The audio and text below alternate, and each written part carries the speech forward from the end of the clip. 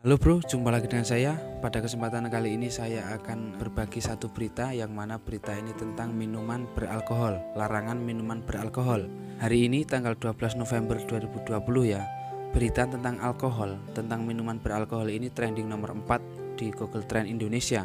Dan kita akan cari tahu ada apa dengan minuman alkohol ini, menyangkut soal rancangan undang-undang yang mana sudah ditentukan sanksi pidana bagi peminum minuman alkohol ini diatur dalam pasal 20. Oke, nanti kita akan bahas, kita akan cari tahu tentang berita minuman alkohol ini. Tapi seperti biasa, sebelum kita lanjut, jangan lupa bagi kalian yang baru bertemu dengan channel ini, baru mengunjungi channel ini, saya mohon dukungan dari kalian dengan klik subscribe dan juga tekan loncengnya untuk membantu saya membangun channel ini, mengembangkan channel ini dengan selalu memberikan berita-berita dan juga informasi-informasi menarik.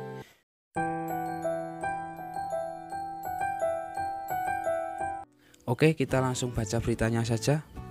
Badan Legislasi DPR tengah membahas rancangan undang-undang larangan minuman beralkohol. Sanksi pidana atau denda bagi peminum minuman beralkohol ini juga turut diatur. Sebagaimana draft rancangan undang-undang larangan minuman beralkohol ini, sanksi pidana peminum minuman alkohol ini diatur dalam pasal 20 yang bunyinya seperti ini. Tolong kalian perhatikan ya. Setiap orang yang mengonsumsi minuman beralkohol sebagaimana dimaksud dalam pasal 7 dipidana dengan pidana penjara paling sedikit 3 bulan dan maksimal 2 tahun atau denda paling sedikit 10 juta hingga 50 juta rupiah.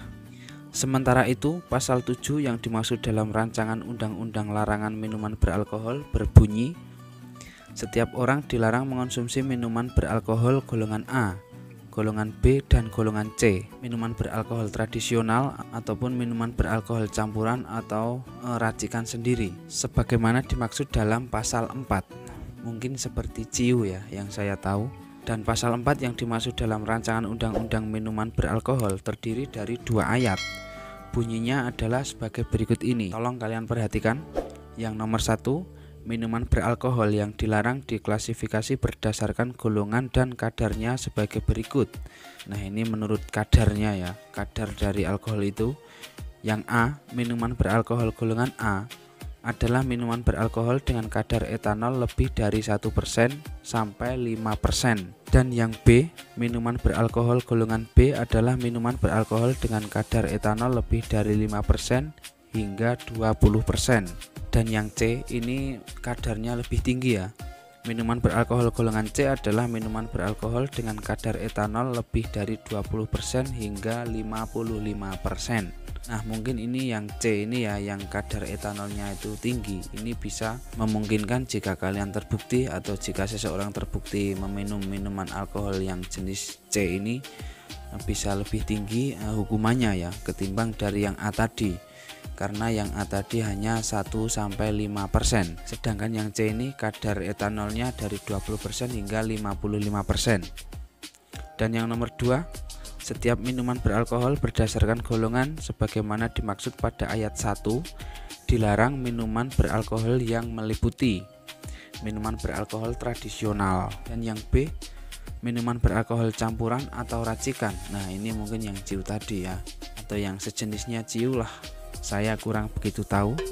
Dan lanjut, dalam pasal 8 rancangan undang-undang larangan minuman beralkohol, aturan pasal 5, pasal 6 dan pasal 7 dinyatakan tidak berlaku untuk kepentingan terbatas. Ini maksudnya gimana ya?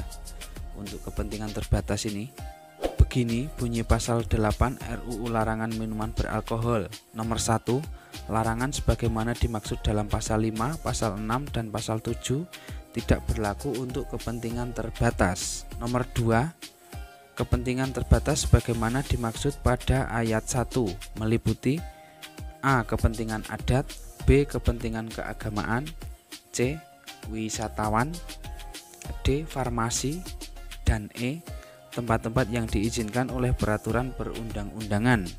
Dan sementara yang nomor 3, ketentuan lebih lanjut mengenai kepentingan terbatas sebagaimana dimaksud pada ayat 2 yang diatur dalam peraturan pemerintah. Dan RUU tentang larangan minuman beralkohol ini merupakan usulan dari beberapa fraksi partai, dari partai P3, partai PKS dan juga partai Gerindra. Yang pastinya tujuan dari semua ini pasti bagus ya. Dan disodorkannya rancangan undang-undang ini diklaim untuk melindungi masyarakat dari dampak negatif yang timbul dari akibat minum minuman alkohol ini. Ini sudah jelas ya, ini sudah pasti, dan ini juga tepat. Menurut saya ini tepat, serta menumbuhkan kesadaran masyarakat mengenai bahayanya minum minuman beralkohol. Selain itu, juga untuk menciptakan ketertiban dan ketentraman di masyarakat, khususnya Indonesia, dari para peminum alkohol ini ya. Dan entah itu ada undang-undangnya atau tidak, sudah deal atau belum, ada hukumannya atau tidak, berat atau tidak, itu menurut saya, kalau saya pribadi itu lebih baik dan alangkah baiknya kita hindari ya. Karena jika kita pikir-pikir tidak ada manfaatnya dan juga tidak berfaedah ya. Sepertinya sama saja. Mungkin bagi kalian yang suka minum minuman beralkohol ini, yang nonton video ini bisa ceritakan manfaat apa yang kalian dapat ya setelah meminum minuman alkohol ini, karena ini menurut saya juga relatif ya, punya penilaian tersendiri bagi setiap orang ya. Silahkan tuliskan komentar kalian. Semoga video ini dapat bermanfaat dan dapat menambah pengetahuan bagi kita semua ya. Dan jangan lupa sebelum kalian tinggalkan video ini untuk klik subscribe dan juga tekan loncengnya, agar kalian tidak ketinggalan seputar berita-berita dan juga informasi menarik yang akan kita bahas selanjutnya. Terima kasih.